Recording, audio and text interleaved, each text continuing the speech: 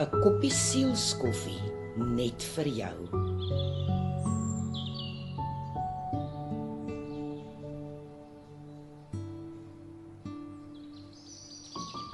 Is jy ook iemand wat altyd die mooi in ander wil raak sien? Of is jy iemand wat niemand vertrou nie? Altyd agtertogtig en op jou agterpote is vir wanneer daardie ander persoon jou gaan teleurstel of selfs in die rug steek.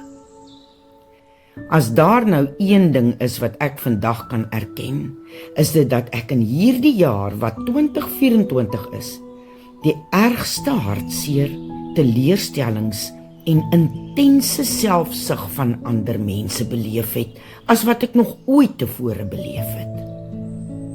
Ek is iemand wat nog altyd met 'n potensiële oog na ander gekyk het, ten spyte van wie en wat hulle is. Ek sien die potensiaal wat God in hulle geplaas het raak, en vir so lank het ek my daarop toegespits om hulle te help oortuig waartoe hulle in staat is, ten spyte daarvan dat hulle my sou teleurstel en selfs in die rug steek. Die waarheid het my egter ontnigter, en die Gees het my anders kom oortuig, dat nie ek in staat is om enige iemand te verander nie. Ek is verantwoordelik vir myself, en deur God toe te laat om myself te verander, kan ek dit wat hy in my lewe doen daar buite uitleef, sodat ander sy werke in my kan sien. Vir te lank het ek mense die voordeel van die twyfel gegee en teleurstellings daarin ervaar. Want maak nie saak hoe lank mense voorgee wie hulle nie is nie, hulle ware kleure sal altyd iewers uitkom. As jy aanhoudend teleurstelling en seerkry ervaar as gevolg van dieselfde persoon in jou lewe, is die eerste ding wat jy jouself moet afvra: is hierdie persoon deur God vir my gegee? Want as God vir ons iemand stuur om mee te connect, gaan hy nie iemand stuur wat van ons dinge gaan ontneem en ons afbreek nie. Nee, hy sal iemand stuur wat saam met jou bou en die beste in jou uitbring. Nie ek of jy kan 'n ander verander nie. Slegs God kan, en indien daardie persoon God nie in sy of haar lewe innooi nie, gaan niks verander nie. Dit is ook nie goed vir jou geestelike groei om aanhoudend deur daardie verwerping te gaan nie, net omdat jy daardie persoon elke keer 'n geleentheid wil gee om die regte ding te doen nie. Iemand het een keer gesê, ons raak lief vir 'n ander persoon, vir wie jy jouself kan sien word deur daardie persoon.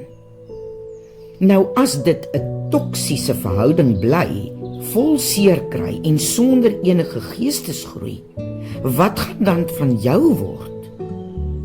Ek sê weer, elkeen van ons is eerste verantwoordelik vir onsself en ons eie geestelike groei om God se liefde, God se deernis, sy empatie en vergifnis en omgee te kan uitleef, nie om afgebreek te word deur ander en doelloos te voel nie.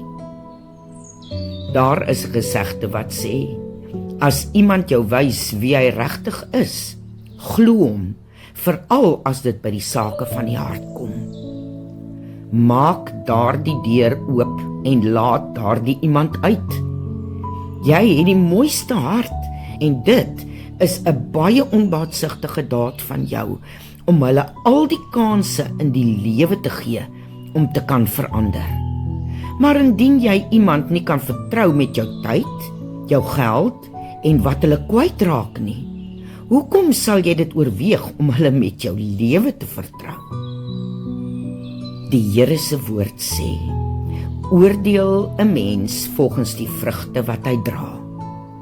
Nie die vrugte wat hy moet dra, nie die vrugte wat hy kan dra nie, en ook nie die vrugte wat jy wens hy sal dra nie, maar die vrugte wat hy wel dra.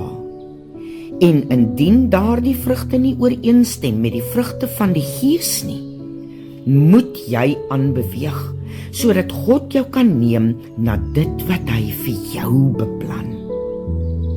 Mag vandag die dag wees wat jy ophou om daardie iemand die voordeel van die twyfel te gee, en daardie iemand uit jou lewe te laat om self te ontdek wat hy uitmis. Lief vir julle.